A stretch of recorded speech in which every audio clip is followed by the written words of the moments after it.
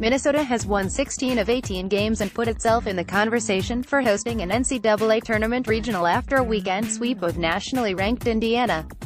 The Gophers, 32-12, 14-3, are as high as No. 15 in the major polls and tied with Michigan for the Big Ten lead. They have a favorable finishing schedule as they try to win the conference regular season title for the second time in 3 years. Minnesota ranks at or near the top in the Big Ten offensively, defensively and on the mound. The challenge now becomes mental, Coach John Anderson said Monday. People are talking about you, writing about you, and everybody has expectations for you, he said. We've been real good about staying connected to our own values and doing what we want to do every day.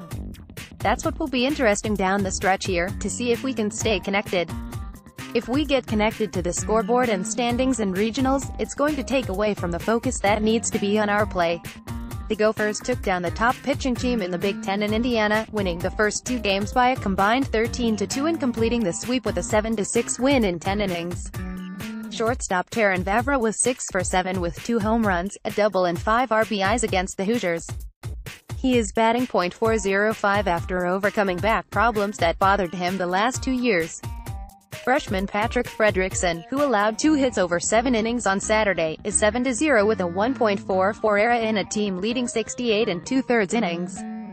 Fellow freshman Max Meyer has 12 saves to go with his 1.95 ERA.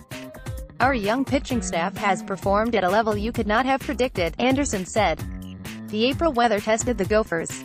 What was supposed to be a home series against Penn State was moved to West Lafayette, Indiana, because of snow.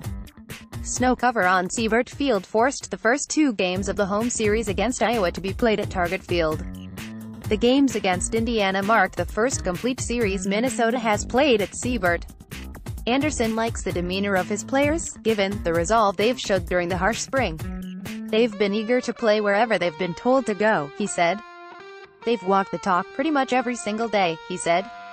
If I'm a betting man, I have to bet that they are going to stay focused here on the process of just trying to compete and play the game at a high level. Anderson has coached 19 teams that have made regionals, and only 1 has hosted. Not an everyday occurrence, he said. It's not Florida State, in the polls Southeastern Conference leading Florida, 38-11, won 2 of 3 at Texas A&M in the D1 Baseball.com and Baseball America rankings. Stanford, 37-6, which has swept 2 straight Pac-12 series and won 14 of 15 games, was ranked number 1 by Collegiate Baseball newspaper and No. 2 by D1 Baseball.com and Baseball America. North Carolina, 32-13, on an 8-game win streak, is number 3 by Baseball America and Collegiate Baseball. Oregon State, the 1st of July 35, is number 3 by D1 Baseball.com. Vols coach suspended. Tennessee coach Tony Vitello and pitching coach Frank Anderson were suspended for the 5-3 series-clinching win over Kentucky on Sunday. Vitello and Anderson were ejected for arguing a balk call in the 6th inning of a 10-3 loss Saturday. Vitello, who continued to argue after getting the heat also will have to sit out Friday's game against Vanderbilt. Iron Arm Arkansas Pine Bluff left-hander Peyton Burks became the 3rd pitcher this season to go 10 innings.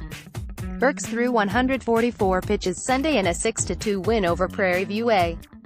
His long outing came on only 3 days rest following a 4 1/3 inning, 96-pitch relief stint in a loss to Mississippi. Frogs bouncing back. TCU, 27-18, which made the College World Series 4 straight years, has won 6 straight and 8 of 9 since getting swept at Baylor. The current streak included a shutout streak of 42 2/3 innings.